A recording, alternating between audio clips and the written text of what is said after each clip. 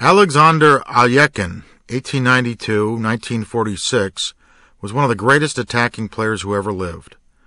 Born to a wealthy aristocratic family in Moscow, he became a strong master by his late teens.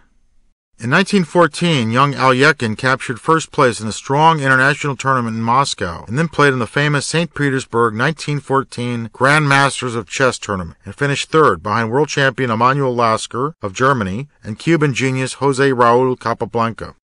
Alekhine was interned briefly by the Germans while playing in a tournament in Mannheim, Germany, just as World War I started. He managed to return to Russia and served in the ambulance corps on the Russian-Austrian front. Wounded, he developed his skills as a simultaneous blindfold chess expert while recovering in the hospital. He later accomplished the incredible feat of playing 32 opponents blindfolded, winning 19, losing 4, and drawing 9. In 1927, Alekhine, now a French citizen, defeated José Capablanca in an epic match played in Buenos Aires, Argentina.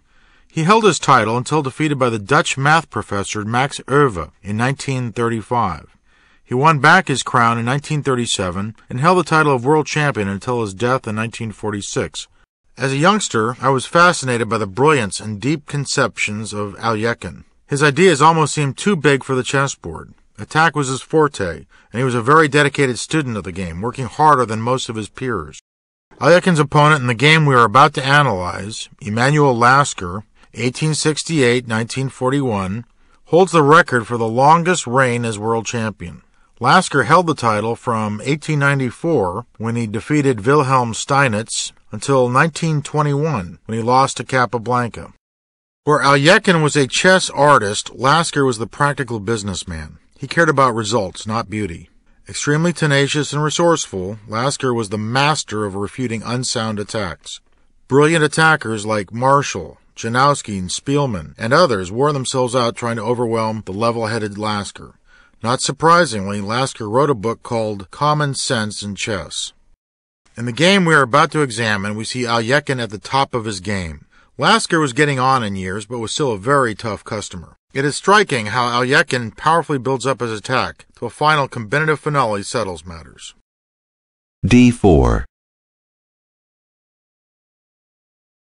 D5 C4 E6 Knight C3 Knight F6 Knight F3 Bishop E7 Bishop G5 Knight B D7 E3 Castle kingside Rook C1 C6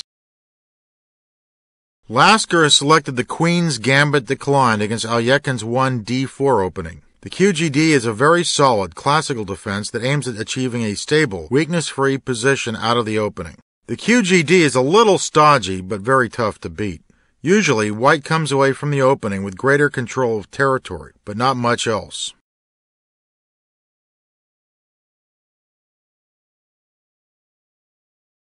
Bishop D3 D takes C4 Bishop takes C4 Knight D5 Bishop takes E7 Queen takes E7 Knight E4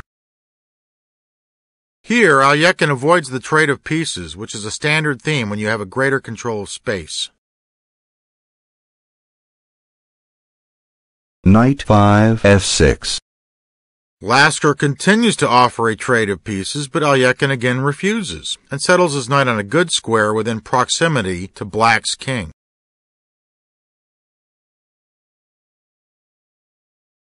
Knight G3 E5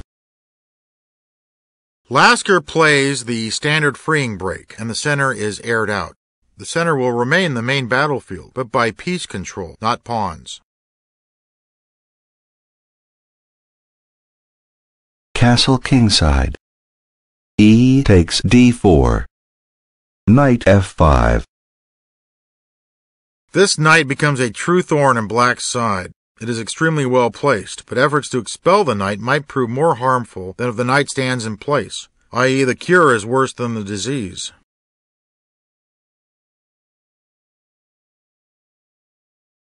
Queen D8 Knight 3 takes d4. Knight e5. Bishop e3. Bishop takes f5. Knight takes f5. Queen b6. A very weak move by Lasker. The queen is not well placed on b6 and basically just becomes part of the scenery. In other words, a potted plant. Her absence from the center and kingside will be quickly and painfully felt.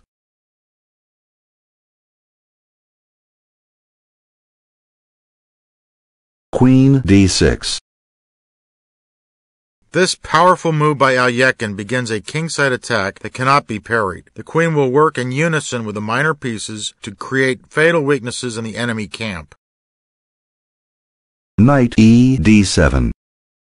Lasker, no doubt regretting his weak 17th move, tries some damage control. Rook f d1. Rook a d8. Queen g3. g6. The first breach in Black's king position is achieved. Alekhine steps up the pressure by bringing fresh forces to bear on the kingside.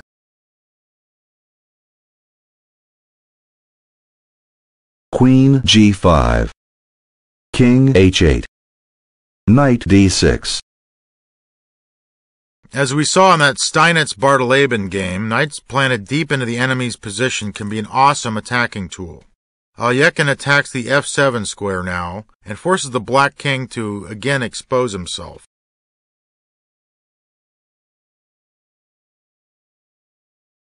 King g7. e4. A multi-purpose move by Alekhine. The pawn stands ready to support the knight on d6 with e4, e5, and also gets out of the way for a rook lift along the third rank.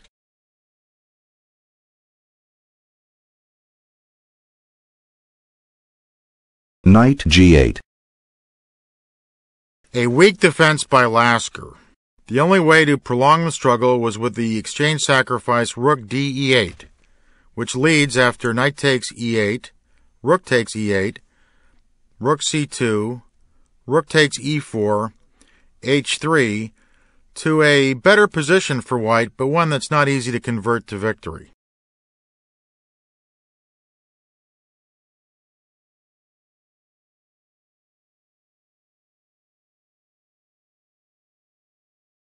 Rook d3.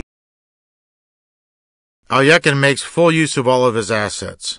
The introduction of the rook to join the hunting party is decisive. f6. Knight df6 was the only hope, but white's attack is decisive after rook e1. Then h6, knight f5 check, king h7, rook h3, threats all over the place, g takes f5, forced, e5, look at that black king side, it's a total mess, queen d4, only chance, queen takes f5 check, king g7, rook g3 check, king h8, black's king side looks bullet riddled, e takes f6, knight takes f6, and now the safety move h3 should give white a decisive advantage.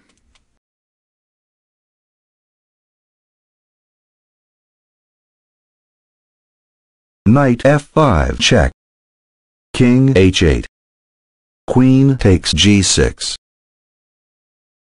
This beautiful sacrifice is the culmination of Alekhine's well-executed attack. White threatens queen g7 mate, and of course capture of the queen leads to rook h3 check, knight h6, rook takes h6 mate. So of course Emanuel Lasker resigned.